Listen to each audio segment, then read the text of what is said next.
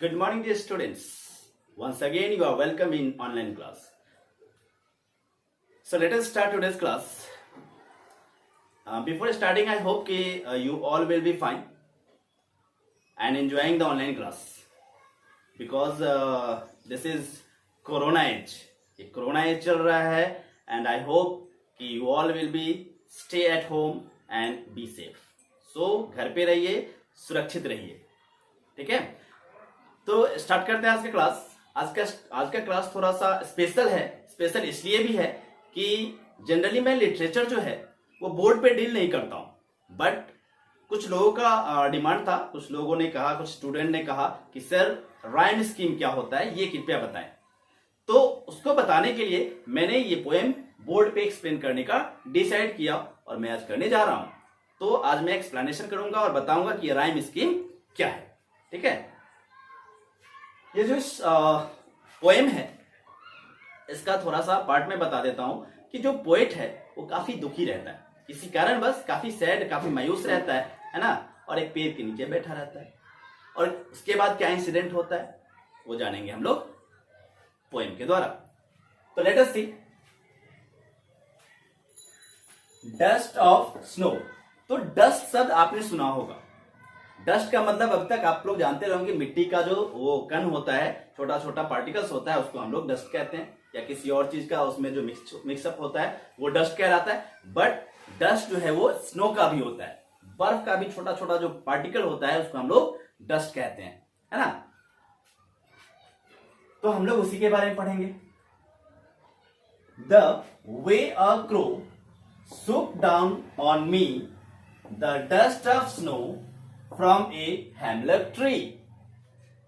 तो इसका मतलब ये हुआ कि पोएट कहता है कि एक क्रो जो है, जिस तरह से एक क्रो ने जिस तरह से क्या हिलाया, सुक किया। सुक मतलब क्या होता है, हिलाना होता है। सुक डाउन मतलब भी हिलाना कह सकते हैं। ऑन मी, मेरे ऊपर, द डस्ट ऑफ स्नो, जो स्नो का जो डस्ट था ऊपर से हिलाया, वो गिरा मेरे ऊपर। कहां से गिरा? फ्रॉम ए हेमलक ट्री, हेमलक ट्री के ऊपर से गिरा। हेमलक ट्री क्या होता है? हेमलक ट्री एक पॉइजनस ट्री होता है ना, जिसमें व्हाइट कलर का फ्लावर्स आता है, दैट इज कॉल्ड हेमलक ट्री। तो इसको फिर से समझते हैं कि पोएट जो है वो कहां बैठा हुआ था? हेमलक ट्री के नीचे बैठा हुआ था। वो काफी उदास था, दुखी था, है ना, उसका दिल बहुत उदास था। तभी एक कौवा जो है उसके डाली पे आके बैठता है ना, और जब बैठता है और उसको वो हिलाता है, तो जब डाली हिलता है तो उसपे बहुत सारा बर्फ जमा हुआ था, उस पेड़ के ऊपर बर्फ जमा हुआ था। तो ये किसी बर्फीले जगह की बात है। तो वो बर्फ का जो छोटा छोटा डस्ट था वो कहां पे गिरता है?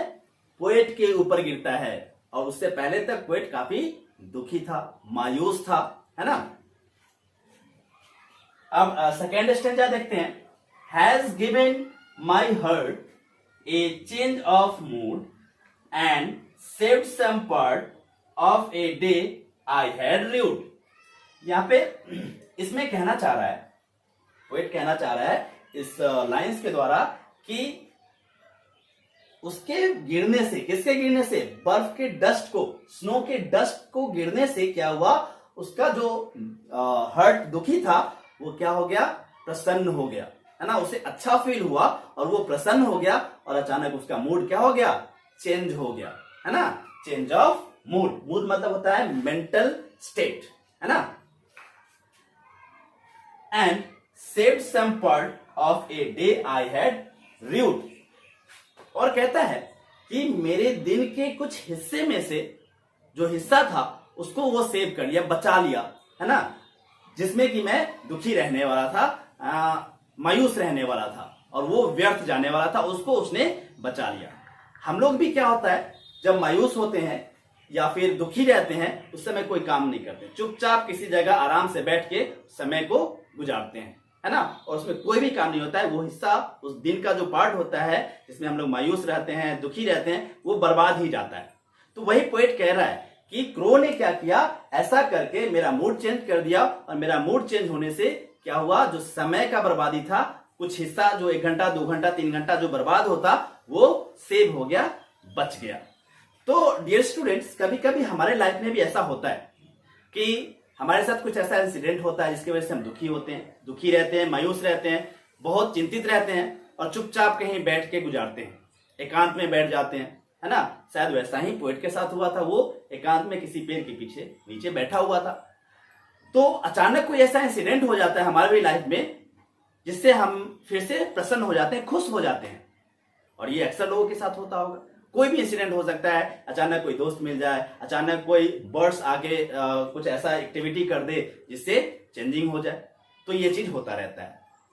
तो वही पोएट कहता है कि जैसे ही उस बर्ड ने हिलाया और पेड़ को हिलाया, उसका जो बर्फ गिरा मेरे ऊपर, मेरे अंदर चेंजिंग आ गया, मैं दुखी से प्रसन्न हो गया, खुश हो गया, मेरा मेंटल स्टेट चेंज हो गया और मेरा जो दिन का जो पार्ट कुछ हिस्सा था जो बर्बाद होने वाला था वो बर्बाद होने से बच गया, वो यूज में आ गया, खुशी खुशी उसने वो बिताया, कोई काम किया।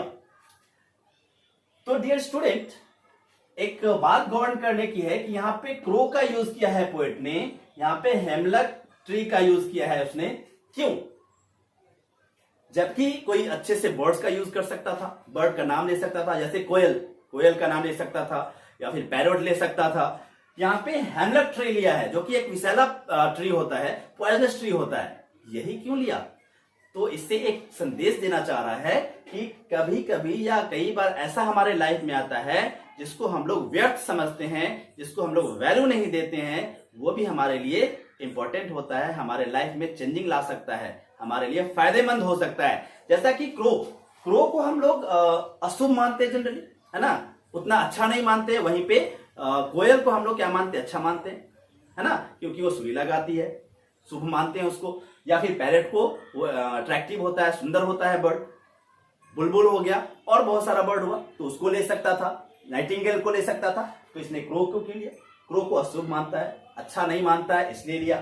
हेमलक ट्री एक जहरीला पेड़ है, चंदन का पेड़ ले सकता था, और भी पेड़ का एग्जाम्पल दे सकता था। तो विषैला प्लांट जिसको हम लोग इग्नोर करते हैं, जो कि हम अपने लाइफ में इसको वैल्यू नहीं देना चाहते, वह भी कभी कभी हमारे लिए यूजफुल हो जाता है। ये संदेश देना चाह रहा है, ये बताना चाह रहा है पोएट, है ना, कि क्रो जैसा और हेमलक ट्री जैसा ट्री या बर्ड जो है हमारे लाइफ में यूजफुल हो सकता है।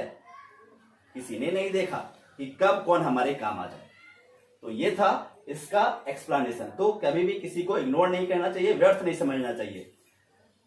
अब आते हैं डियर स्टूडेंट्स की राइम स्कीम क्या है।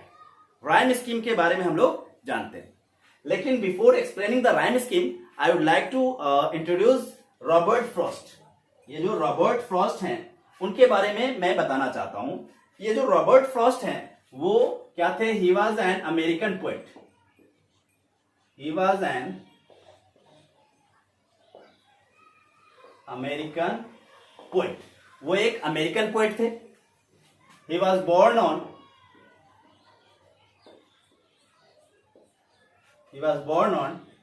26 मार्च 1874। ठीक है, और उनका जन्म इसमें हुआ था। और मैंने बता ही दिया कि इनिशियली वो जो थे उनका जो पब्लिकेशन था वो कहाँ हुआ था? पहले इंग्लैंड में हुआ था, उसके बाद फिर अमेरिका में हुआ था। अब आते हैं हम लोग राइम स्कीम। तो इसमें देखिए जो लास्ट वर्ड होता है ना पोएम का, उसको देखते हैं। क्रो है, स्नो है, दोनों का प्रोनाउंसिएशन देखेंगे कि एक समान है। क्रो, स्नो, तो ये एक जैसा है, तो इसको हम मान लेते हैं ए,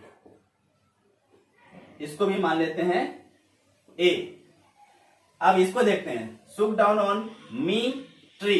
मी और ट्री दोनों का प्रोनाउंसिएशन क्या है? एक जैसा है, तो इसको हम लोग बी मान लेते हैं। तो ये भी एक जैसा है, इसलिए ये भी बी हो गया। अब ए और बी तो हो गया। अब और देखते हैं, हैज गिवन माई हार्ट, इसको हम लोग हार्ट पढ़े तो कोई प्रॉब्लम नहीं। हार्ट और ये पार्ट, ये दोनों एक जैसा प्रोनाउंसिएशन हुआ, हार्ट पार्ट।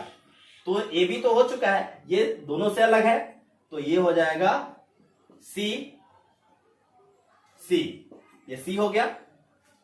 अब इसका देखते हैं, ए change of mood, mood rude, mood और र्यूड क्या है? मिल रहा है, ये दोनों एक जैसा है, तो ये मान लेंगे डी। तो ये भी सेम है, तो ये भी हो जाएगा डी।